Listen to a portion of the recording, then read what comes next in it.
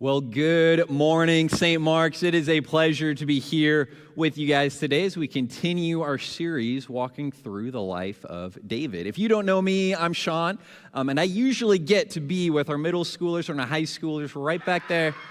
There we go. Some noise this morning. I like it. We had the 9 o'clock service today, and I got one of them going, woo! And I don't know if you've ever met a student at 9 o'clock. It's a little more of a sleepy situation, so the 11, thank you guys for bringing it. I appreciate it. I feel right back at home at Waypoint already. But we are continuing on in our series, walking through the life of David, and each week we've kind of taken a different phase in his life. We began with kind of pre-David with Saul and Samuel the prophet and kind of that situation, and then how he brought David up, and then he became this poet and the psalmist and this musician in the king's court, and then becoming this giant slayer. And then last week we talked about what happened after the story of David and Goliath. And what we learned really is that David just finds all this success. He gets this glory from killing Goliath, this Philistine, from saving the people from this destructive force. And the people start to kind of praise him and sing songs in the streets about how David is better than Saul, which if you're Saul, doesn't feel great. I mean, I don't know if you've ever had somebody literally in the streets singing songs about how you're not great and this other guy is better. That doesn't feel good. And that's what Saul is going through. At the same time as that, as David is now kind of being tasked with going out on these missions, kind of these like special forces missions, David is finding success, and the people, the army around him loves following him. And so the military, the soldiers, the rank and file love David now too. So the people like David more, the army likes David more. And then as it turns out, as we learned last week, the crown prince, Jonathan, looks at David and goes, David, you should really be king instead of me after my dad. So it turns out the crown prince likes David more too. Poor Saul. I mean, bummer, right? Like, everybody's like, hey, pro-David, and that's true, because David is succeeding, and he's doing all this stuff, but Saul starts to feel very threatened, and at a human level, you get it, because in this day and age, if the army's not in your favor, if the people aren't in your favor, if the, top echelon of society isn't in your favor, it's possible for there to be a coup or rebellion or something, and when that happens, it's not like you get retired to the countryside in peace. There's no peaceful transitions of power in these days. You die. That's what happens. And not just you, but your whole family.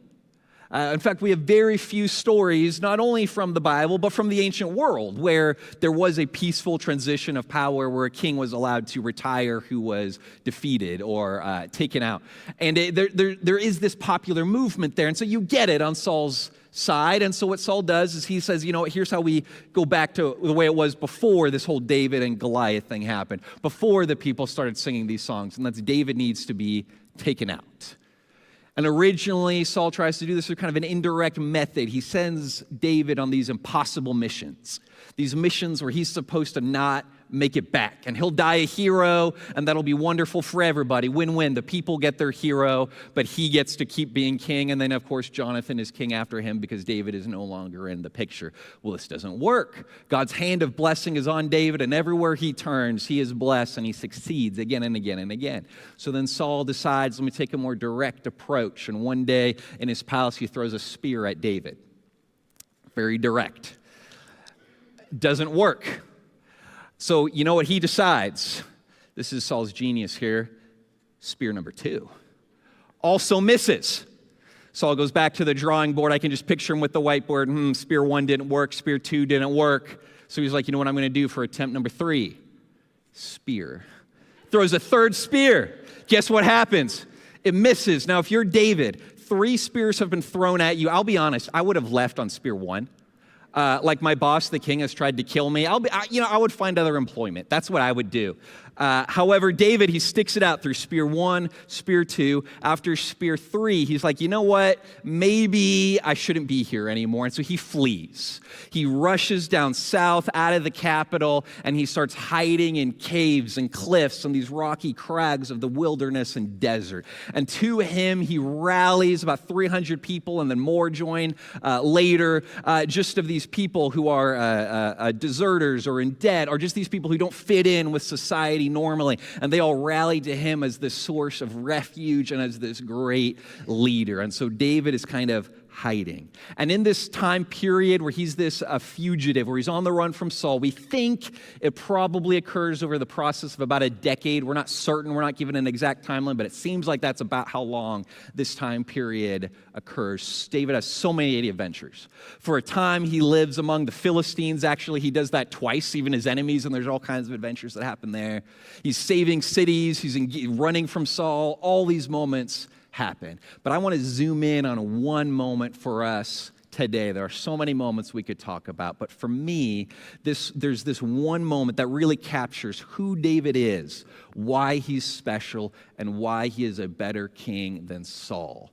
That's going to really portray for us the kind of followers of Christ that we should be. It's found in 1 Samuel 24, and so if you like to follow along on your phones or in your own Bibles, you are more than welcome to. It'll be on the screens as well, but again, it is 1 Samuel 24. I'll read it for you, just starting in verse 1.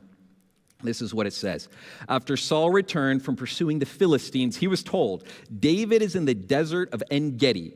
So Saul took 3,000 able-bodied young men from all Israel and set out to look for David and his men near the crags of the wild goats. And I'm going to stop right there real quick. In this day and age, they don't have a standing army.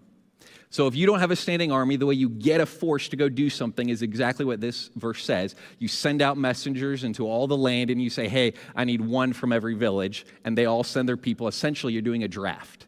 So Saul is drafting from the whole countryside, taking people away from farms and villages and wives and kids and all this to assemble this army to go fight the Philistines, their enemies. No, to go chase down somebody hiding in a cave who in the story before just liberated a city against the Philistines because Saul didn't summon an army for that. So that's the stakes of what's happening here. A whole army has been aroused just to chase David down in this desert. Let's keep reading. He, Saul, came to the sheep pens along the way. A cave was there, and Saul went in to relieve himself. David and his men were far back in the cave. The men said, "This is the day the Lord spoke of when he said to you, I will give your enemy into your hands for you to deal with as you wish." Then David crept up unnoticed and cut off a corner of Saul's robe. The story's kind of nuts when you think about it, isn't it? This is the kind of story that is very cinematic, but if this were in a movie, you would probably go, that's lazy writing. Just having the antagonist happen to need to use the bathroom in the cave the protagonist is hiding in. That's lazy writing. And yet sometimes life is filled with these kinds of moments where these things happen, whether through divine providence or through coincidence. Here they are in the same cave. Saul pulls off to the side. They're chasing David into En-Gedi. He's like, you know what, guys, hang on, pause for a second. I got to go use the bathroom. He ducks into this cave. Happens to be the cave that David is hiding in. So David and all his guys, they just kind of sneak up. And there's Saul, vulnerable, alone, just him. No collateral damage. They don't have to fight through guards. They don't have to do anything. Just Saul, the guy that's there to kill him. And I can imagine what's going through their hearts and their minds. David, we've lived in caves. Maybe for a year, maybe 2 years, maybe just a couple months. I don't know the timeline, but for a long time. Eating whatever food they could beg for, they could scrounge up, on the run, living in a desert. David's family, he has had to ship off to a foreign country of Moab to keep them safe so that Saul doesn't kill them. These people who have gathered around them are missing their wives, their families, their husbands, their hometown. And right in front of them is the solution to all that. And it's self-defense. Saul is there to kill them. And I don't know exactly what would have happened had David done this, but I've got a guess, which is the people are already on David's side. The army is already on David's side. The crown prince, the only other person who, if Saul was gone, might make a claim to the throne, has already said multiple times, no, David, you should be king, not me, and I will stand beside you as you rule. David would be king. In this moment, it is right in front of him. This shortcut that would probably actually work. Every logical, political, and self-preservation instinct says do it. But David doesn't. Instead, he only sneaks up and cuts off a little corner, just the hem of the robe. Why? Well, if you remember from verse 4 what the people said to David, they said, "This is the day the Lord spoke of when he said to you, I will give your enemy into your hands for you to deal with as you wish." Here's the thing. Look back through 1 Samuel and the earlier chapters. God never said that. Maybe he's interpreting the situation because Saul walked into the cave and assuming that's from God, but that wasn't from God. God never said that to David. God never said that to any of them. They took that. They inferred that. And to be honest, it doesn't really even sound like the way God has communicated in the book of Samuel, because it says to do with as you wish. That's not what we've seen when God has spoken to Saul. He says, Saul, go do this. When God has spoken to David, he says, go do this, not, go do whatever you want. And so David's sense of, I don't think this is right, tingles. And he's like, I don't think this is right. In fact, he knows what God did actually say. And we can read that as the story keeps going in verse 5. This is how the story continues. Afterward, David was conscience-stricken for having cut off a corner of his robe. He said to his men, the Lord forbid, this is what God said, the Lord forbid that I should do such a thing to my master, the Lord's anointed, or lay my hand on him, for he is the anointed of the Lord. With these words, David sharply rebuked his men and did not allow them to attack Saul, and Saul left the cave and went on his way. David feels guilty over just cutting off the hem. A little corner of the robe is enough to make David go, I overstepped my bounds. I shouldn't have even done that. And then he looks at the people who had encouraged him to take out this guy who was trying to kill them, who was there for that purpose, and he rebukes them, saying, how dare we think about doing this? He is the Lord's anointed. Wow. What character. What a conscience. He rebukes them, not just says no, but he takes a stand on that at potentially great cost to himself. I mean, remember, David is in this cave with somewhere around 300 people. And if those people leave him because he rebukes them for trying to defend themselves in a sense, what does David have? Just himself in a cave with an army outside waiting to kill him.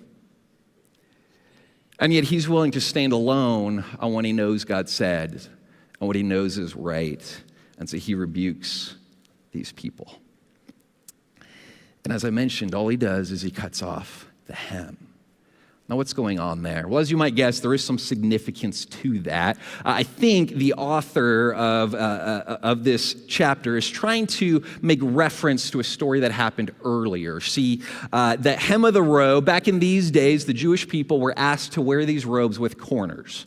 And on these corners, you're supposed to put a little tassel. The idea being, as you walked along, you might see out of the corner of your eye a little tassel dangling off the robe next to your face, or one at the front of your robe, or one at the back, or on the other side, and that would be a reminder to you that you were supposed to live according to the law of Moses. You were supposed to live differently. You were supposed to follow God's law in any and every situation, to do as God wished, because that is what it meant to be a child of the covenant as they were. Well, as you would guess, having a tassel on the corner of your robe tore. Like that just happens in life, right? You'd be walking along, you would catch it on the corner of the coffee table or whatever kind of tables they had back then. It would catch and it would tear, and so this happens. And we actually have a story from a few chapters earlier, from all the way back at the beginning of this series, if you recall, where another hem was torn. In this story, Saul, when he was king, before we had heard about David yet, is told to go and attack this group of people, the Amalekites, and to destroy them. And Saul doesn't obey the way God had instructed to. And it is in that moment, if you recall, that Samuel comes to Saul and says, you are no longer going to be king. And I want to read this passage to you because this idea of this hem is going to tie in well as we're comparing and contrasting Saul and David here. And this is what it says in 1 Samuel 15. But Samuel said to Saul, I will not go back with you. You have rejected the word of the Lord, and the Lord has rejected you as king over Israel. As Samuel turned to leave, Saul caught hold of the hem of his robe, and it tore. And Samuel said to him, the Lord has torn the kingdom of Israel from you today, and has given it to one of your neighbors, to one better than you. The hem is torn.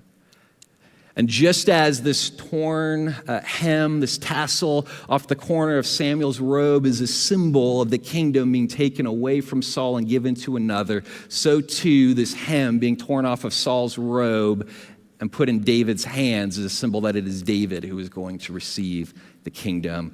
But what's interesting to me especially is that, we don't know if David quite knew this context of Saul and this other stuff, but the author certainly does. And he's drawing our comparison to this because if you recall what I just read, it says he is giving it to one better than you. Saul's kingdom is being taken away to give to David because David is better. And these two stories are going to tell us why David is better. See, 2 verses earlier, we get Saul's excuse. We get the reason why Saul didn't do what God said to do. The reason he didn't follow the commands, and therefore the kingdom was taken from him. This is what it says. Then Saul said to Samuel, I have sinned. I violated the Lord's command and your instructions. Catch this. I was afraid of the men, and so I gave in to them. Saul was afraid of the people around him. They said to him, don't do what God says. Use your head, use wisdom. You don't need to destroy everything. We know God said that, but surely he didn't mean everything. Surely he meant keep the best stuff for us to sacrifice. Surely that's what God really wants. And Saul heard this, and it sounded smart. It sounded right. And the people around him were saying it. So Saul believed it. He was afraid, and he did it. David is in very much the same situation, maybe even harder, because he's in a cave. And the people around him are saying, do this. David knows it's not what he's supposed to do, but that's what the people are saying. And what they're saying, this is the moment, this is your chance. Sounds smart, sounds logical, it sounds wise. And if he stopped for a moment to think about what would happen if these people rejected him, he has reason to be afraid. And then in that moment, David, unlike Saul, doesn't buckle. In fact, not only does he say no, but he rebukes the people who suggested it in a way Saul never did. I would say it like this: David shepherds the people towards what's right. Saul is shepherded by the people toward what's wrong. David is a leader. Saul is a follower. Two hems, two very different people, and two very different kings.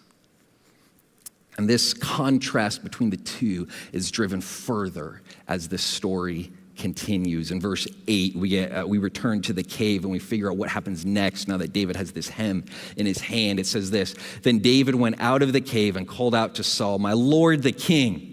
When Saul looked at him, David bowed down and prostrated himself with his face to the ground. He said to Saul, "Why do you listen when men say David is bent on harming you? This day you have seen with your own eyes how the Lord delivered you into my hands in the cave. Some urged me to kill you, but I spared you.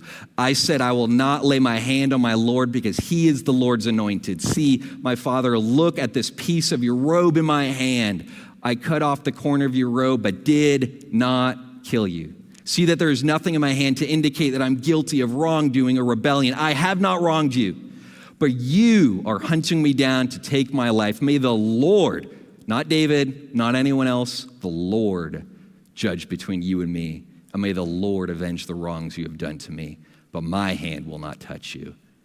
As the old saying goes, from evildoers come evil deeds, so my hand will not touch you. Against whom has the king of Israel come out? Who are you pursuing? A dead dog? A flea?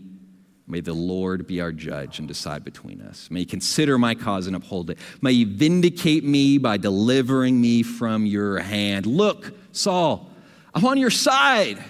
I've been fighting your battles for you, and now as I'm hiding in this cave, has there been one moment where I have led rebellion, as I have now these couple hundred people around me? I could be writing, I could be doing these things. I'm not. Instead, the one story you have where I kind of committed a little bit of violence was I went over to this other city and I defended it from your enemies because you didn't. And yet you're pursuing me, not them. All I've done is back you up and your rule. It's interesting to me that the one thing standing between Saul and the end of his reign is not Saul's political genius. It's not Saul's ability to maneuver. It's not the goodwill of the people. It's not the goodwill of the military, the army, or its people. It's not even the goodwill of his son, the crown prince. The one thing standing between Saul and the end of his reign is David's character. And that's a solid foundation, as it turns out. Because David says, I'm doing what God said to do, not what anyone else said to do. And he guides the people towards what's right. Well, Saul, of course, responds. This is how it continues. When David finished saying this, Saul asked, is that your voice, David, my son? And he wept aloud. You are more righteous than I, he said. You have treated me well, but I have treated you badly. You have just now told me about the good thing you did to me. The Lord delivered me into your hands, but you did not kill me. When a man fights his enemy, does he let him go away unharmed?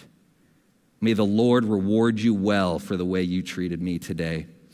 And in this brief moment of maybe sobriety between the madness that he faces, Saul says these words, I know that you will surely be king, and that the kingdom of Israel will be established in your hands. Now swear to me by the Lord that you will not kill off my descendants or wipe out my name from my father's family. So David gave his oath to Saul, and Saul returned home, but David and his men went up to the stronghold. That ending there it's easy to miss. Just David left and Saul left and status quo returned, and in the very next story, Saul's chasing after David again, and we get that cycle repeating several more times. But I don't want us to miss that because it's going to further drive this conquest. For a moment, Saul understands what's to come. He doesn't effectuate it. He doesn't make it happen. He doesn't give an official proclamation saying, David, you're going to be the crown prince next. He doesn't restore him to the capital. David leaves back into the caves and cliffs that they refer to as the stronghold here, the mountaintop plateaus that he's been hiding in. But what does Saul ask? What does he say? He says, someday, yeah, you'll be king. And when you do, be gentle with my family. And what's interesting as I read that is Saul is here because he's not willing to suffer. He's not willing to deal with. He wants to eliminate any other claimants to his throne. He wants to take David out. And yet he's looking at David saying, David, I don't know what my kids are going to do. I don't know if they're going to be like you and not try to take my throne. They might, but let them go. Be kind to them. He's asking David to do exactly what Saul isn't willing to do himself, and to do it many times over. And David, rich in character, says, yeah, I'll do that.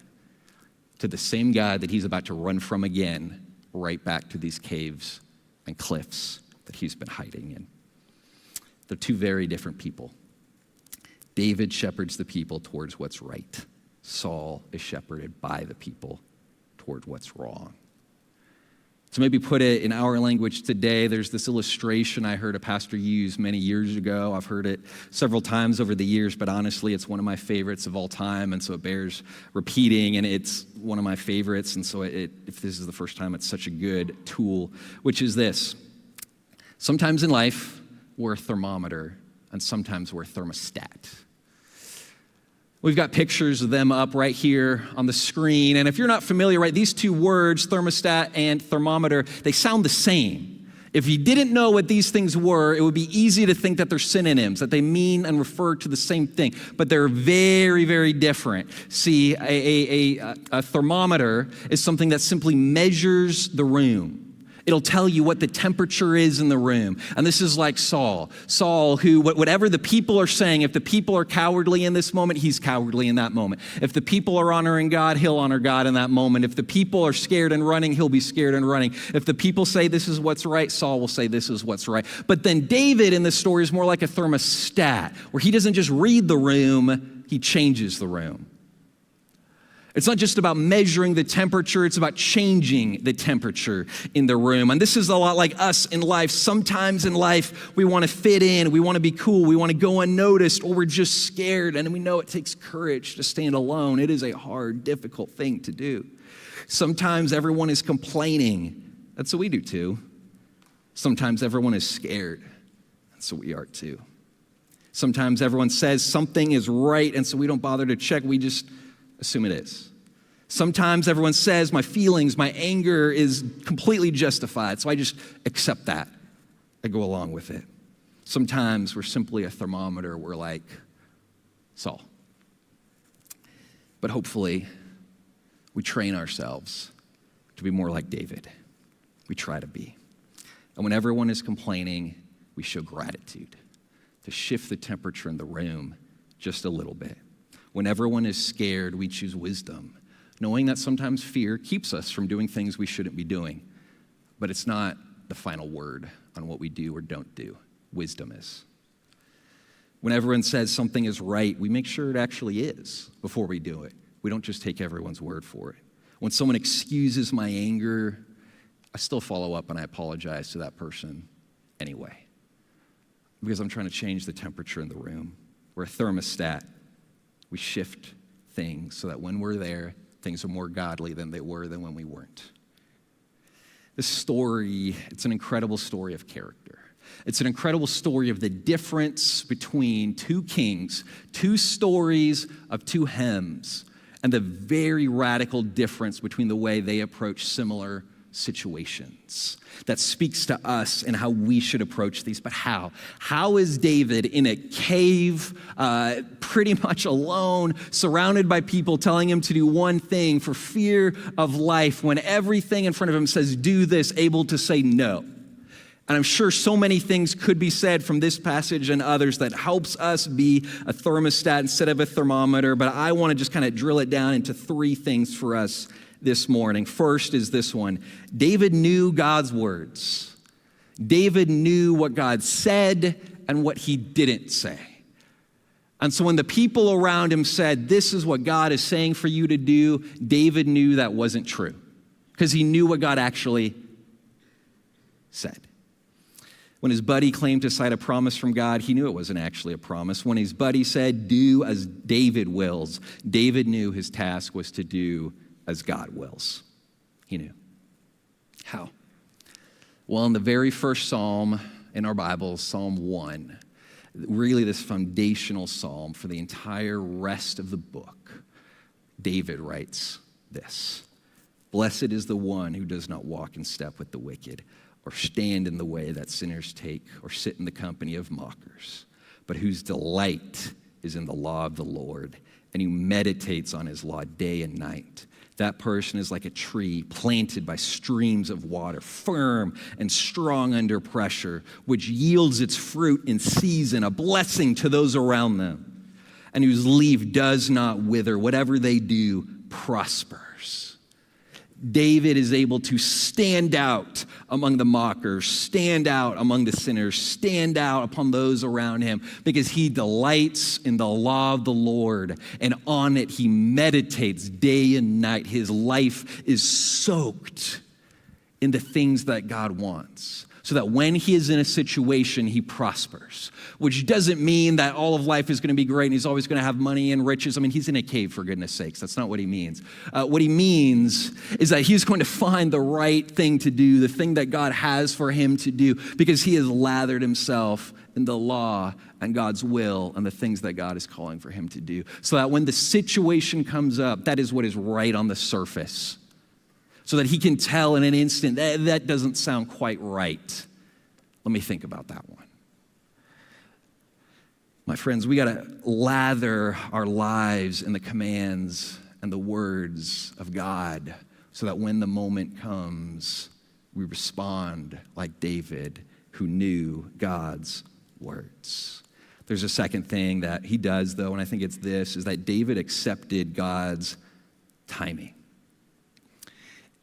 He seems to expect to wait. He's offered this shortcut that would have cut down the amount of time he's a fugitive from, somewhere between 5 years to a decade. We don't exactly know how, but he would have spent far less time on the run, far less time living in caves, far less time fearing for his life on a daily basis, far less time away from his family and friends and the people that know him and love him, and far sooner would he arrive at what he believed his destiny to be, and yet he doesn't take it. Why? Because apparently he understands that following God often involves waiting. And when I read through the Bible, it seems like just about every character in the Bible has to wait for some season, for some section of time. Noah builds his ark for decades before the flood comes. Moses is a desert shepherd for 40 years before he brought Israel out of Egypt. Joshua wandered the desert for 40 years before he led the conquest of the promised land. David waited decades between when Samuel anoints him as king and when he is coronated as king. Even Jesus was a carpenter for decades before he spent 3 years preaching. I think in modern America, we're trained to be efficient. We're trained to not waste time. We're trained to keep moving forward and always find the next growth step. And while that's perfect and wonderful in the business and economic world, sometimes spiritual growth doesn't quite work that way. Sometimes it involves a lot of wasted time. It involves a lot of boring moments. It involves a lot of days spent feeling like nothing is happening. And yet, in every major Bible character I know, they waited more than they did. Jesus got 33 years on this earth and he spends 30 of them as a child and as a carpenter, and only 3 years doing the things that he came to do. He waited. We should expect to wait too, because God's timing is not ours, and waiting is a part of the process. If it was for David, it was for Moses, it was for Jesus, it will be for us too. Third, David embraced God's heart. David feels guilty over just cutting off a hem off of the cloak of the Lord's anointed.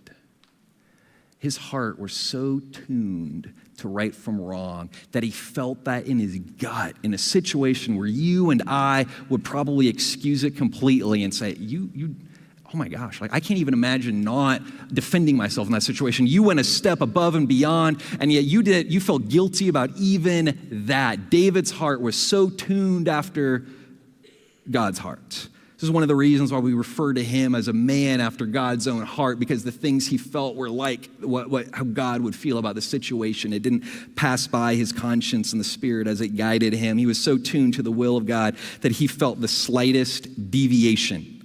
And can I be honest and say that my heart often isn't? How did David get there? Well, I'd like to say it's by days, hours, months, years, spent in open fields with sheep as his company, praying, spending time with the Lord, singing songs and writing psalms. It's interesting, in this very cave that he's hiding in, waiting for Saul to find him and try to kill him, he writes 2 psalms that we have in our Bibles in that very cave. David, who had perhaps the greatest excuse of all time to not dedicate some time to the Lord. He's on the run, under threat of death, with 300 people around to take care of as their leader. And it is in that moment that he finds time in a cave, a dark cave with limited light, to pen 2 psalms that we still have to this day, glorifying God and getting his heart right with the Lord. And I think as that becomes his lifestyle, his heart is tuned to the things that God has for him, so that when he is in this moment, he sees the difference between what he's supposed to do and what he's not supposed to do. He understands. So the question for us then is, are we a thermostat or are we a thermometer? Do we measure the rooms we step into, or do we change them? Do we make them more God-honoring because we are there? Which hem story are we The one where Saul was shepherded by the people towards wrong, or the one where David shepherds the people towards what's right? Do we leave the room the same, or is it more godly? David was able to do that because he knew God's word, because he knew God's timing, and he knew God's heart. I pray that the same would be true for us. Let me pray. Almighty God, you are good. And I'm so thankful for another Sunday where we get to gather together and praise your holy name. God, I ask that St. Mark's would be a room full of people who want to change this world for you, that when we step into a room, when we step into our schools, when we step into our families, when we step into our workplaces, when we step into the restaurants we're going to this afternoon after church, that place, that building would honor you just a little bit more because we stepped foot into that space. That we would change the temperature so it looks more like you. That we would know the things you said and you didn't say, that we would trust your timing and they would resonate with your heart. God, this is a place dedicated to making you famous by becoming more like you, and we do that by changing the temperature of the rooms we step into. So I pray this would be a place that does that. Bless us as we lift high your name and help us to abide in you. And in your name I pray, amen.